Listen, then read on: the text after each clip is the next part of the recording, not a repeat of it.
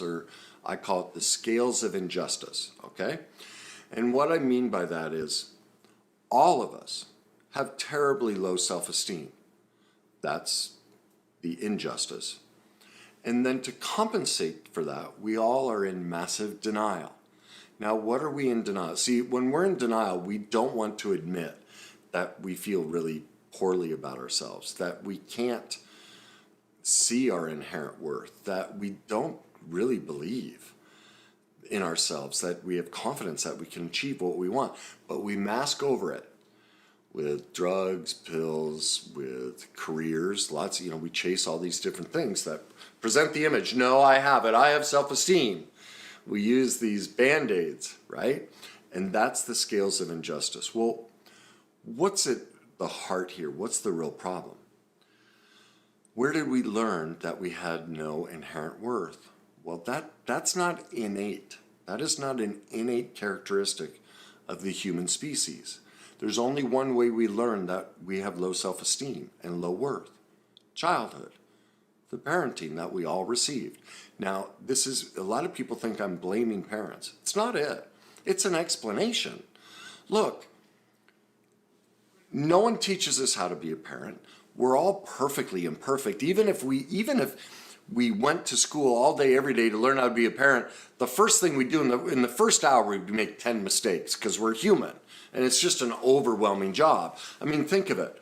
Someone has to work, take care of other kids, manage themselves, manage their marriage or partnership that they're with, manage technology, the way other people drive, the other way people think, politics, emotion. Like, I'm sorry, there's so much going on in life. How could a parent not make mistakes?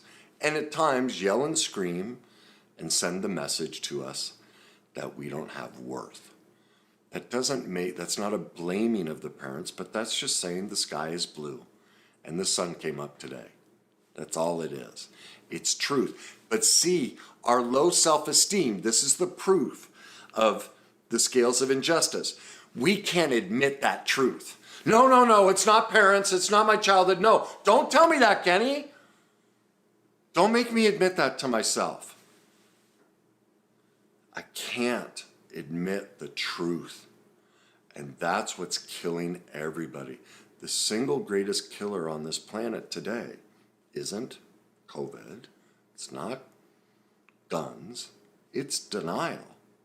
We don't want to accept that truth that we all have terribly low self-esteem and we're all in massively high denial. And all of this starts in childhood. The science proves it.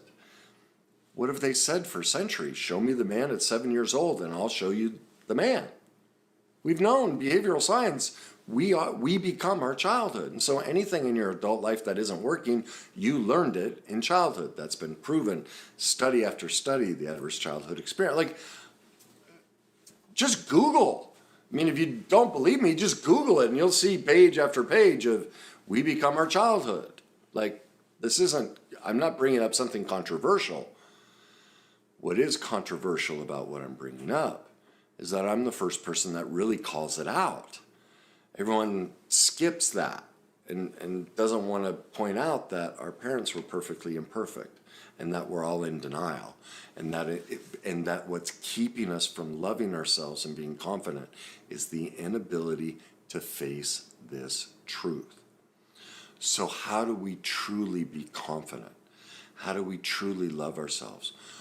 Well, we have to become an expert in confronting our denial. And what's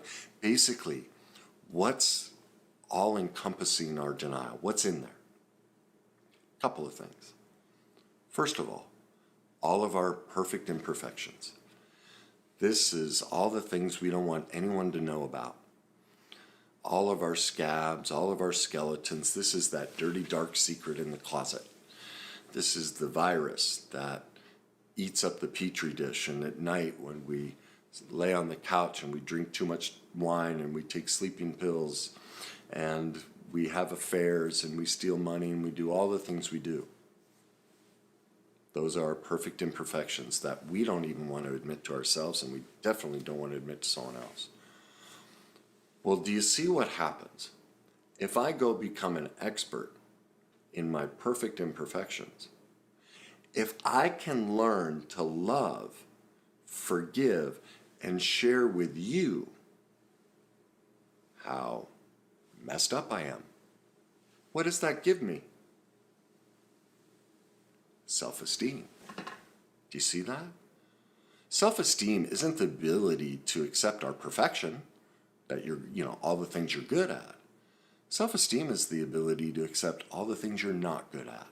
Remember, what does it require?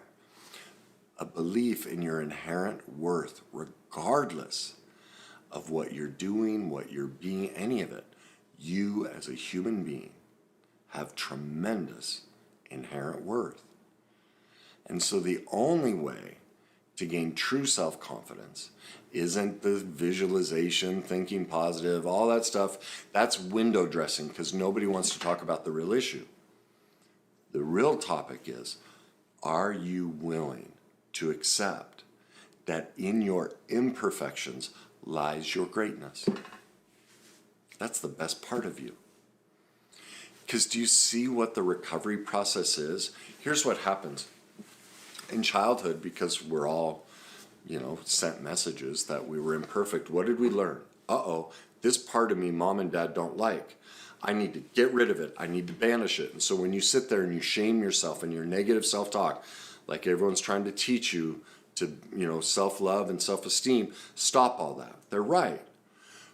But what is the general feeling? God, I wish I could get rid of this. I want to cut it off. It's like you want to exorcise it. Take it to a priest and say, just remove this from me. Well, do you see what that is? That's the piece of you that was told you don't have worth. So do you see that cutting it off, getting rid of it? This is your addiction. This is all, the so-called bad things. This exorcism that you want to get rid of. This is your soul that you're saying, it has no worth. The solution is the opposite. It needs to be reintegrated. It needs to be accepted. All it's lacking is love. Love from you. We can't get it back from our parents. This is our reclamation project and process. We have to become our own parent, and we have to go heal this pain that was placed into us in childhood that we've been trying to ignore and abandon, and society especially. Society goes, oh yeah, don't talk about how bad you are. Don't admit your imperfections. Don't be a tattletale, right? Isn't that what we're taught as a kid? Don't be a tattletale. Don't you dare cry. What are you doing crying? What are you upset for? Come on, be strong. That's the past is in the past. Let it go. Don't deal with it. What are you crying about over that? It's already over with. Let it go, kid. Shame, shame, shame. That's the message we've been sending for centuries to every child and every adult. That if you look, you talk about any of that. It was funny. I was watching a documentary the other night about tennis and the messaging to have mental toughness. Don't show that you're weak. Never talk about it. Never deal with it. The message, all the training we've ever been given to have confidence and be tough and strong mentally is nothing but shaming, belittling, and creating the separation of self. That you only have worth if you put up this false facade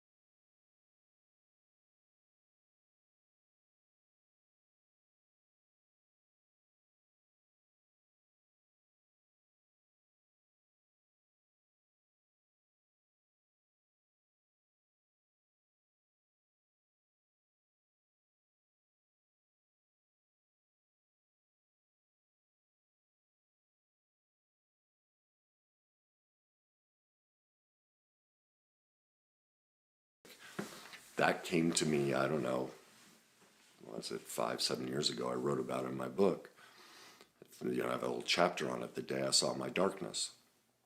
And for those of you who haven't read my book, I was out for a walk and I was feeling just so great about myself. I just thought I was the cat's meow. I had met with some people that day, and it was like coffee meetings, just get to know you stuff, not dates, but business stuff.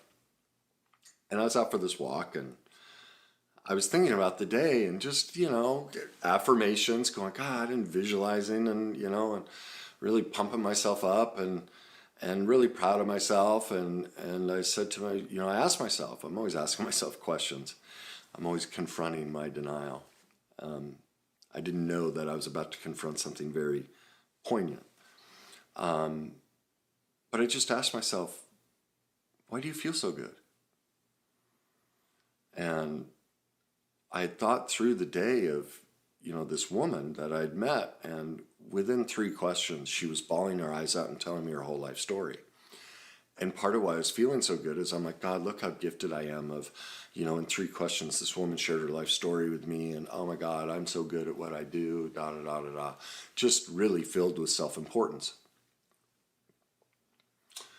And so I was asking myself, what is it you like so much about that?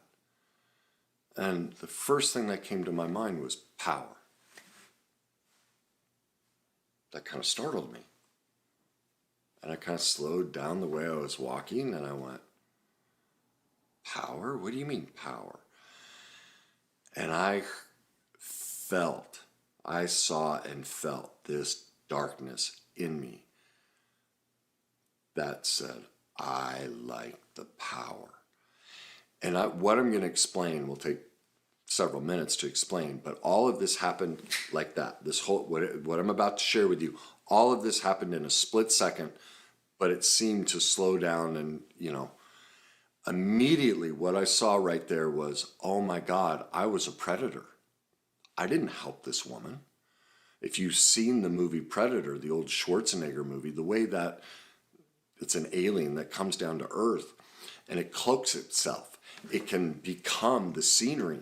And the way it survives is it takes a human being and sucks everything off of them and leaves a skeleton. And in that moment, I got a vision of us leaving after, you know, talking and seeing her walk to her car. And she looked, you know, now here I am out for the walk, and I saw her, and I'm like, oh my God, she left like a carcass. I had sucked the life out of her. My questions weren't there to help her. They were because I could ask questions in a way that could expose her emotionally. Oh my God, I'm the devil. Oh my God, that's disgusting. That's not helping. That's vicious and evil. And I saw this darkness, and I literally was going for the walk, and I buckled. I just bent over and buckled and just convulsed at the truth of how awful,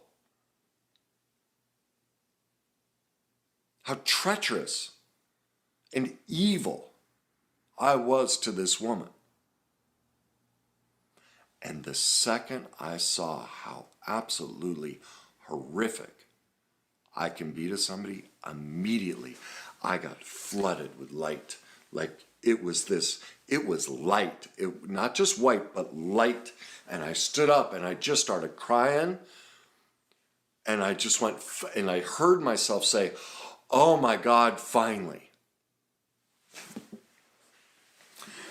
This is why we have to see how imperfect we are. Once I was able to see the darkness that we all have. See, I was taught to use people because I was used as a child. I didn't know. I could never keep friends. People might like me, but then they'd drift away from me. I never knew why. In that moment, I finally knew why. I thought I was being nice. I didn't know. I didn't know that there's a way to ask questions that is terrifying, that is destructive and evil, that is meant to serve and feed me and is about power and has nothing to do with helping somebody else. I didn't know. I never knew that about me. And that's why I was crying, because like, now I can see it. I can do something about it. I was in denial all my life because that's all I'd been taught. Don't look at your darkness. Don't admit your imperfections. Don't see it. Don't talk about it. Don't deal with it. Don't see your pain. That's all we've ever been taught, right? All this, I get really angry at it now. The messages that people in this industry especially try and sell you. I call it the Nike philosophy. Come on, be tough. It's garbage, complete garbage. The answer's in the opposite. As soon as I saw how awful I could be, I was filled with light because what did I get? Truth. I saw myself authentically. What is self-esteem? Inherent worth. Every part of me. Like if I can see and accept that that's just awful, I can accept all of me. I can forgive myself. Because of the way the world works and people in this position have always taught, don't ever look at that, ignore it. Just be positive. Never deal with the dark stuff. No, don't go there. That's all anyone's ever taught. No one's ever taught this. How could I have known? I did the best I could with where I was, but now that I saw it, now I'm free. And so if you want true self-love, if you want true self-esteem, there's only one way to get it. You have to be willing to accept all of you. And that requires you becoming an expert in your darkness, an expert in your denial. That requires you accepting and learning how to let in and love those pieces of you that your parents discarded and said, that's bad. You're a bad child. And then you learn to sequester those. And those are what cause you to drink and act out and treat yourself poorly. That's your pain. It's the little child in you just going, will you love me? It's like when I work with addicts, they're always afraid I'm going to get them to quit their addiction. I'm like, no, because I know your addiction is only because deep inside there's a child in you that wasn't loved. So I'm here to love that child inside of you. If that child decides it no longer needs the addiction, the child will decide that, not me. That's why you drink and drug. It's because somebody told you who you needed to be. Well, I'm not doing that. You're fine the way you are. I like you and I will love you just the way you are. That's what an addict needs. That little child to be validated that they have worth. And so do you. And that's what this process gives you when you confront your perfect imperfections, your darkness, your denial. The only outcome is true self-love, true self-esteem. That's it. From that place, you have confidence that you can conquer and become and do anything you put your mind to that's within your control, that's reasonable. Can you see that now? Can you see how, well, affirmations and being grateful, and they're helpful, but they'll never get you there. There's only one way to get there. You have to love all of you, the most broken and perfectly imperfect aspects of you.